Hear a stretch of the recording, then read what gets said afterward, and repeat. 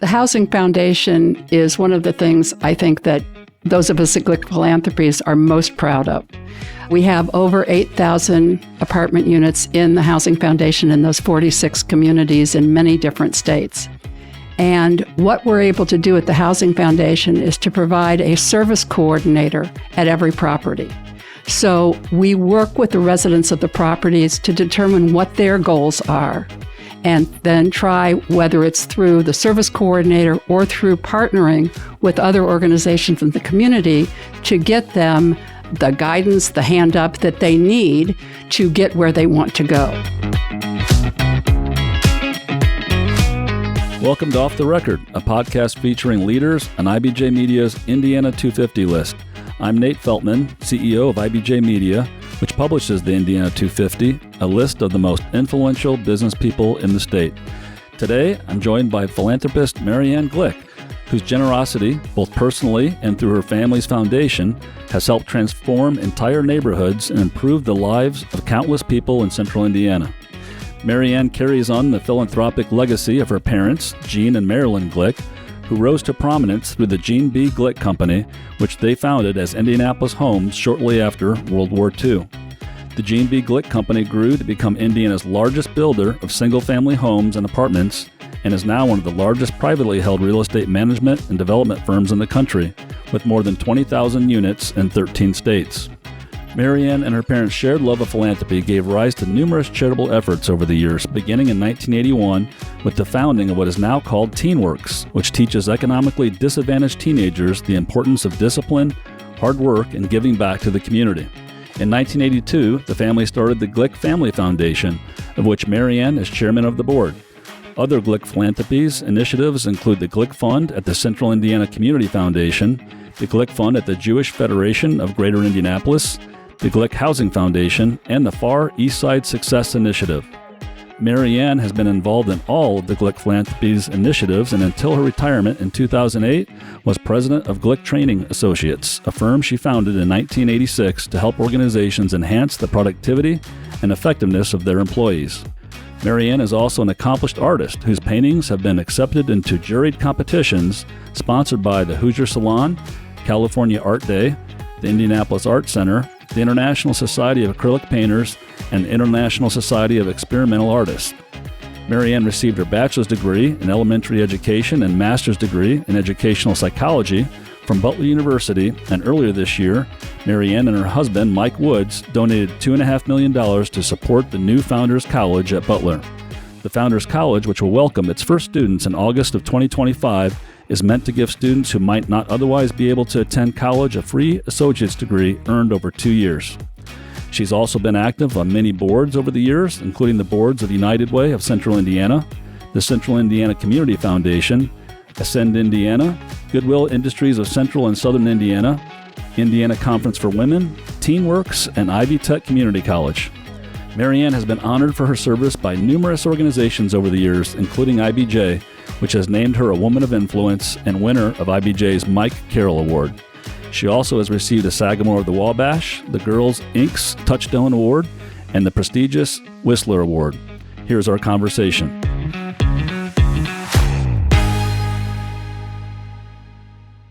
Marianne, welcome to the Indiana 250 podcast. Thank you. I'm glad to be here. So glad you're with us today. Well, I can't wait to talk to you about your interesting and varied background and all the things you've been doing to help our city's young people. But first, I want to hear a little bit about a dust-up that you had, I understand, with the Girl Scouts all the way back in 1962, obviously long before you won the Girls Inc.'s Touchstone Award. But I understand you were kicked out of Girl Scouts for writing a poem that included profanity. And then years later, you're reinstated as a Girl Scout, almost 50 years later, by then Lieutenant Governor Becky Skillman. That must have been some poem. Tell us about the poem and the background on all of that. So I wrote a poem with every swear word I could think of. And quite frankly, I did not know at age 12 what most of these words meant. 'Twas the night before Christmas. And I shared it or passed it through class to a girlfriend of mine who got caught with the note. She got sent to the principal. Of course, she threw me under the bus immediately. And, back then, I had never been in any trouble.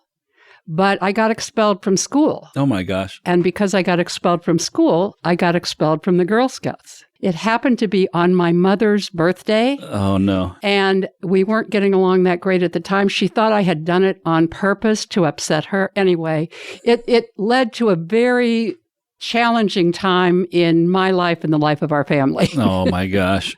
Then you got reinstated. Tell me about then Lieutenant Governor Becky Skillman. She must have heard about the story somehow and decided that she could do some kind of official duty with the Girl Scouts to get you back. Yes. So I was chairman of the Girl Scout luncheon that year, and she was kind enough to reinstate me. I guess through the years I had gotten myself forgiven for my transgression at 12 years old. So you're not really a troublemaker anymore. That was kind of your youth. I would say I'm not the troublemaker that I was then. Well, speaking of your youth, I imagine that you had a really interesting childhood growing up around your parents and your parents' business, which of course was building affordable homes and apartments. And I know through reading stories and have a really good friend who now is working with Glick, that they worked together, which back in the 50s really wasn't the norm for a husband and a wife to be working together in business. But maybe tell us a little bit about their unique partnership and what impact that might have had on you and in your childhood and growing up. So even before my parents got married, they had agreed when they got engaged that they wanted to put a nest egg together of $10,000 so that they could begin building these homes. So both of them worked for a year. Dad continued in the mortgage loan business. And when they started the business, my mom would be calling all these contractors. After World War II, it was difficult to get construction materials. And she had a trailer on the back of her car and would go pick up whether it was concrete blocks or lumber or whatever. She would drive all over the place getting this stuff. Dad would give her the list of things to do during the day, and she would go out and get it. And when I was a little girl, the office was in our house. So at that time, they were building one house at a time. They'd have enough money to build the house. Once they got paid for that house, they could start on the next house. And often we were living in what was the model, what became the office. And so my dad tells a story of when I was in a playpen. So I was old enough to stand up, but they didn't want me walking around the house, that I would cry and tell the contractors, and Dad would say these big burly guys with beards and look really tough, until they'd pick me up. So I was right there with the business, and the business was in our house until I was about 8 years old. And so watching mom and dad work together in the business, your mom sounds like a very ingenious and practical woman who didn't mind getting her hands dirty. And how did that rub off on you and what your thoughts were for your life? I think she was sort of a woman ahead of her time. And I do think that time that she was working hand in hand with my dad was really the happiest probably of her life. She loved that. And she also helped. They would buy somebody's house who was buying a house from them. And so she negotiated all of that. So it was really terrific seeing her be that excited about things. And literally, my dad never bought a piece of property that they were going to build on. And this is all through the housing developments and the apartments. They would go together to look at the piece of land before they made the decision. That's really unique. So at some point, did you get involved in the family business? What were some of the things that, as you got older, did they ask you to help out, or how did you get involved? Well, even when I was 10 years old, I was working at one of the pools at one of the subdivisions. I worked in the locker room. And when I was 12, we built our first apartment community, Williamsburg East. And I would go over on the weekend and show model apartments. I'd take people, I didn't do the leases with them, but I would take them through the apartments. Then when I was in college, I worked in the rental offices, and we were doing a tremendous amount of building. I know when I was working on my bachelor's, I was operating out of a construction trailer when we were building Colonial Square on the west side. So I went to different apartments all through my college and through my master's degree. But you decided to study education when you went to school. So you didn't go into real estate. You didn't go into kind of the family business per se. You were really focused on education then. At that time, girls had the option sort of to be a teacher, a secretary, or a nurse. So of those, I thought teaching was best. So I did my student teaching second semester senior year. I did not like teaching kids. Is that right? It was not a good fit for me. So I went back for educational psychology, which I thought would be better in a business situation. And that stood me well because I ended up with a training business for adults, and that was a better fit for me educationally. Your parents were really focused on building and maintaining affordable homes and apartments like you've described. You've really spent a lot of your time and efforts on philanthropy and assisting people who maybe in some cases have lived at affordable Glick housing developments. Where did your passion for philanthropy and working maybe with people who needed a boost or a handout and help to make it to the next spot in life, where did that passion for philanthropy come from? Using the example of getting expelled when I was in 7th grade or 8th grade, I also was asked to leave college. After my freshman year, I took off to visit my boyfriend. And at that time, you had to have a note from parents to be able to get off campus. So they told me either I was going to be grounded for 6 weeks or I could leave. And I go, okay, well, fine, then I'm going to leave. And I had a great family background. When I was ready to go back, my parents could help me get back into college. But I know that if I had the challenges that some of the kids, for example, in TeenWorks had, I would have fallen through the cracks. I would not be who I am today. And so I feel that it's very important to help kids who may not have someone else who can provide that assistance to them. You really were a troublemaker, weren't you? I really was, yes. I love it. Well, you mentioned TeenWorks. I'd like to talk a little bit about it because it seems like that's an organization that both your parents and you have spent a lot of time and effort on. And you mentioned teens who maybe have fallen through the cracks or didn't have that extra boost. If I got it right, the TeenWorks was one of your dad's earliest organized efforts to help the city's young people like we've talked about. Tell us about the history of TeenWorks, how that became established, and then through the decades, where the focus has been for TeenWorks.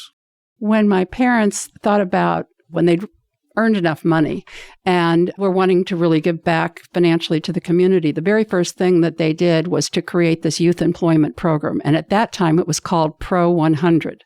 So there were 100 students working on golf courses. My parents were both avid golfers. And so the kids would go to golf courses and do beautification projects on city golf courses. And so for the first 10 years, that's the work that they did. And the Greater Indianapolis Progress Committee was the manager of that program.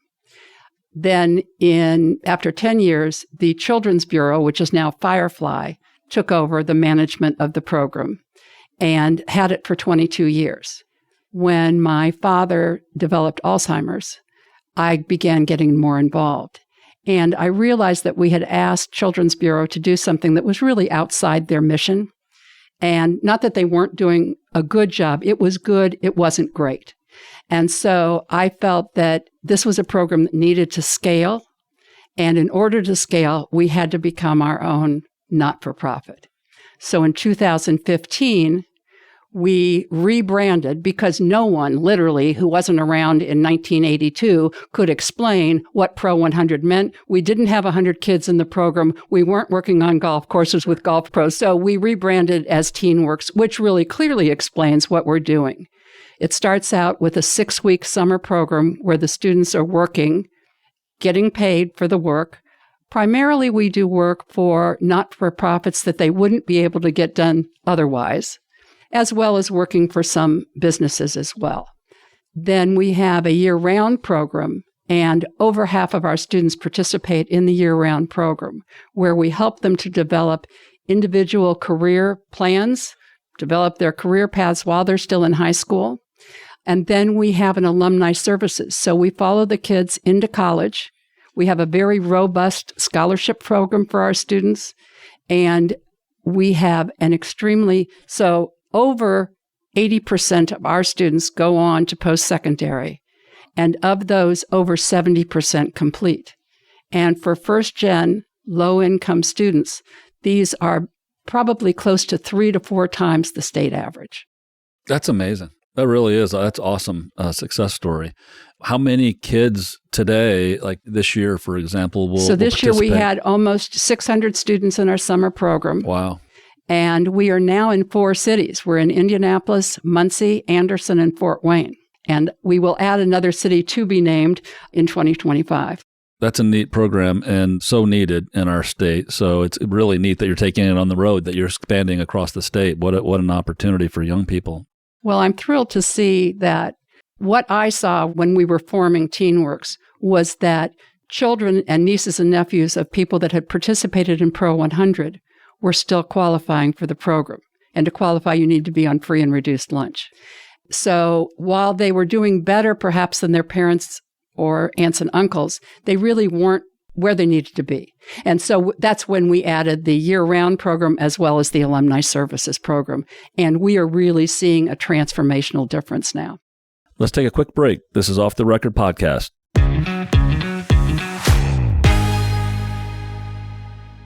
Get caught up on the state's top business news every business day with the Inside Indiana Business Radio On Demand podcast. Available now at InsideIndianaBusiness.com, Apple Podcasts, Spotify, or wherever you get your podcasts. Welcome back to Off the Record Podcast. I'm Nate Feltman, CEO of IBJ Media, and I'm talking with philanthropist and artist Marianne Glick. I'd like to talk to you about another Glick philanthropy initiative, and that's the Glick Housing Foundation, one of the charitable initiatives that falls under the Glick philanthropy umbrella. I understand the foundation now has 46 affordable housing communities. That's quite a big number. Maybe talk to us a little bit about that work and how that fits in with all the other work in the philanthropy that you're doing. The Housing Foundation is one of the things I think that those of us at Glick Philanthropies are most proud of. We have over 8,000 apartment units in the Housing Foundation in those 46 communities in many different states. And what we're able to do at the Housing Foundation is to provide a service coordinator at every property. So we work with the residents of the properties to determine what their goals are, and then try, whether it's through the service coordinator or through partnering with other organizations in the community, to get them the guidance, the hand up that they need to get where they want to go. We also provide food programs at all of our affordable Housing Foundation properties. And these food pantries are pretty extensive. We work with Gleaners or a Second Harvest, depending on what city we're in, and often get mobile delivery. And for our seniors, we have a number of senior communities. They really deliver packages right to that apartment so that the person doesn't have to go out if they have difficulty with transportation or navigating. I am really thrilled to see us taking this level of interest in our residents, and I do think that it's making a difference. So the 46 communities are in how many states 13 now? states. They're in 13 states as well. And I'm curious, do some of the folks who participate in TeenWorks come from these communities? Is there some crossover sometimes? There is some crossover. And one of the things that we started focusing on this past year was to make sure that the applications and notices of you can apply are at our apartment communities. And I'm pleased to say that Carriage House East on the Far East Side, we had 30 students from Carriage House East who applied. I'm not sure that all of them got in, but 30 kids applied, which I think that's most of the teenagers that are at that community. It's got to be incredibly rewarding to see success stories come from those communities, and then with the TeenWorks philanthropy and the work that you're doing to help support their education and their careers going forward. I mean, that's got to be incredibly rewarding to see that whole chain of philanthropy come together.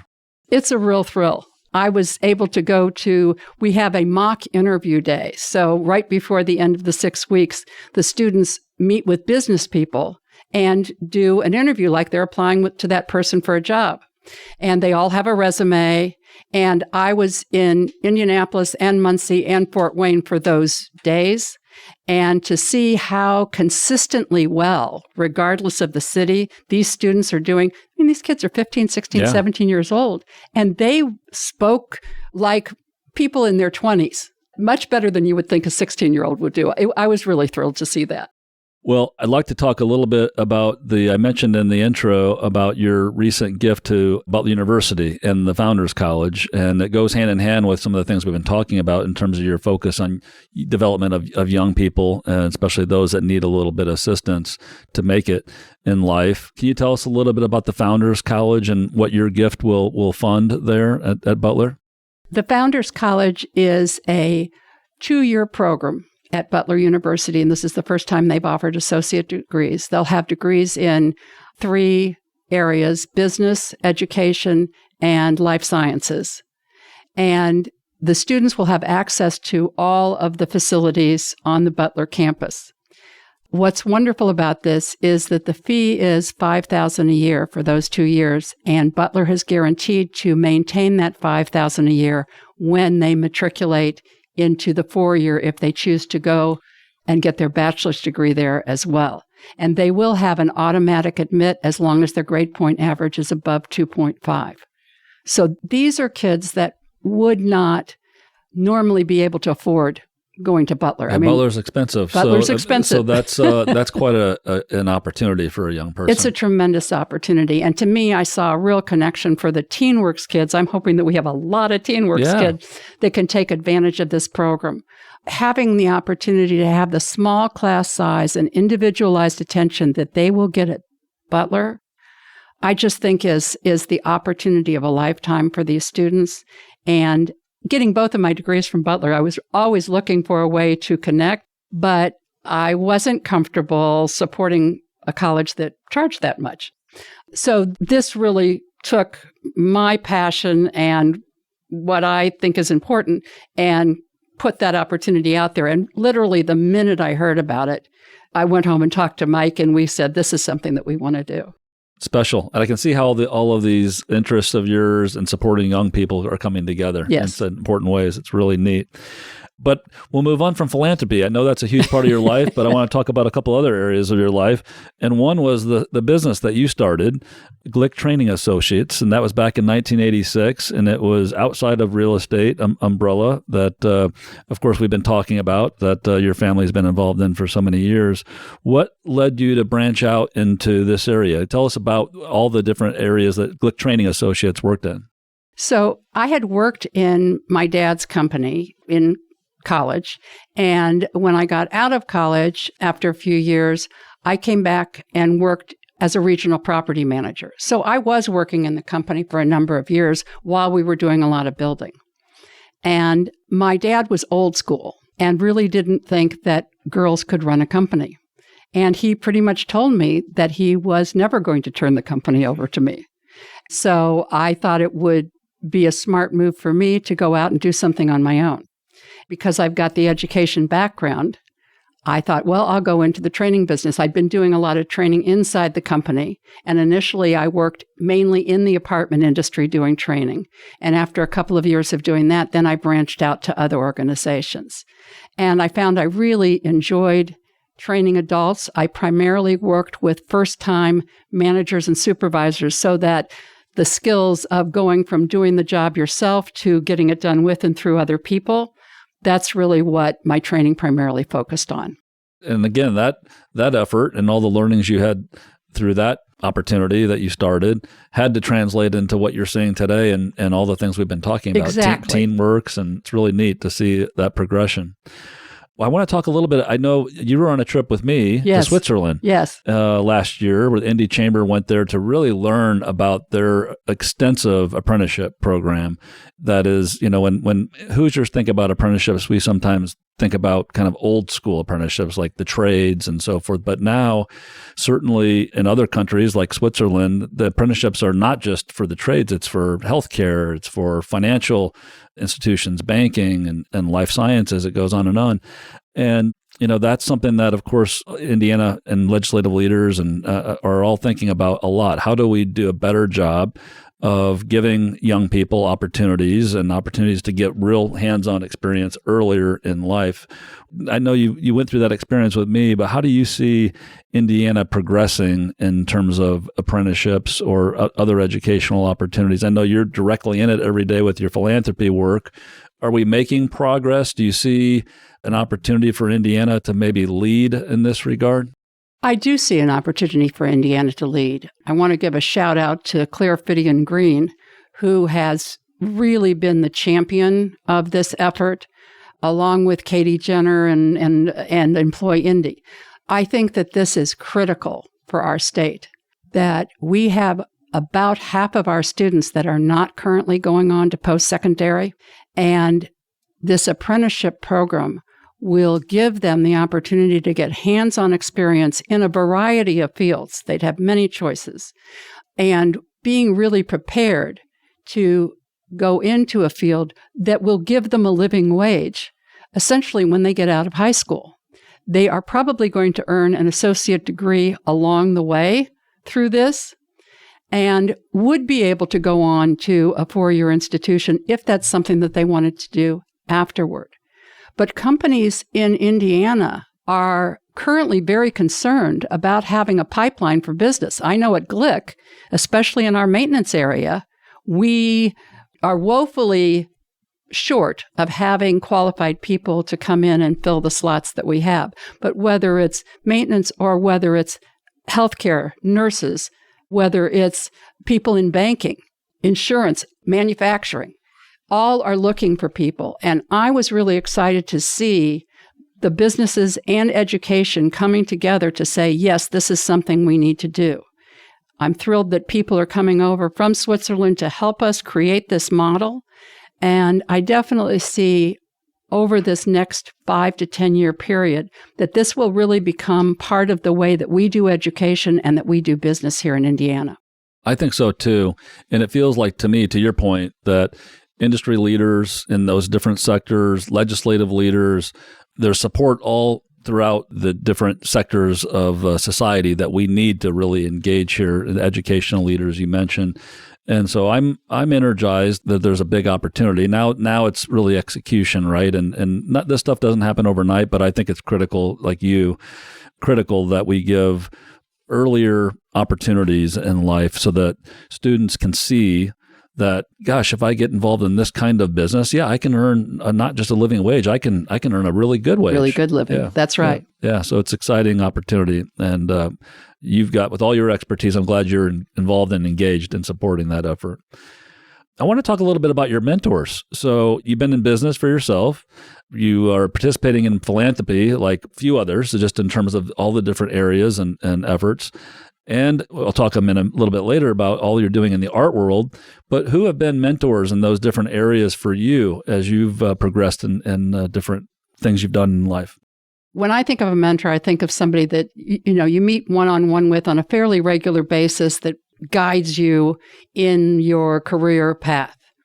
And I really did not have that. My parents certainly and definitely in philanthropy and role models in business. But what I would do is, if I was interested in something, I would read a lot about it and I would take workshops. And that's really what influenced me more than anything else. Were there people along the way? So Tom Binford really helped me. He invited me to be part of the first Women's United Way division for the United Way campaign back in 1989. And that led to my getting on the United Way board, and I was one of only 3 women on that board. So without him coming and saying, I see something in you, that wouldn't have happened. But he didn't meet with me. I think I only met him 1 or 2 times for that. So that was a big help. In my training business, there was a lady in Chicago who I had taken a lot of classes from, and she recommended me for a big training assignment with Chrysler. And so that recommendation was really helpful, Sure. But I wouldn't call that a mentor. So I tend to be kind of my own self-starter. Yeah, that's what I was just going to say. It sounds like you have been a self-starter, figuring it out on your own and learning and finding ways to learn on your own in many cases. So art is a passion of yours now. Did you grow up thinking about art, or was it something that influenced you that made you think, okay, I can try painting and I can try different forms of art? How did that occur? No, I had not had any formal training in art. In fact, my 4th grade art teacher told me I had no ability whatsoever and don't ever pursue this. So Essentially, I did not pick up a brush for many, many years after that, probably close to 50 years. I started painting. I had done gardening in the summers and really liked that and the color and vibrancy. And I suffer from seasonal affective disorder. So would get depressed in the winter. And I think partly because, it's kind of gray here in Indiana, and I would get down. And I thought, what's a way that I can bring color into the winters? And so really that's kind of why I started painting. I thought, well, let me try it. And again, I had zero background, but I found where there's some classes at the Indianapolis Arts Center and through Lawrence Central High School, and started taking some classes. And then I would look at artists online that I liked, and I would go take a workshop from them. And that's really how I learned to paint in my late 50s. Just as an aside, my father started painting, and he's 81 now, and he started painting about 7-8 years ago, and now he can't put the brush down. I mean, it's very addicting apparently, because he's painting every day. Comes home from work and paints. It brings you great joy. Absolutely loves it. Oh, yeah. I'm so glad to hear that. It's really neat. It is really neat. So in some cases, you're using now your passion for art to support philanthropy, right? In some cases, you'll donate a piece to an organization and let them auction it or sell it, right? That's really neat too. I do that fairly frequently if people ask.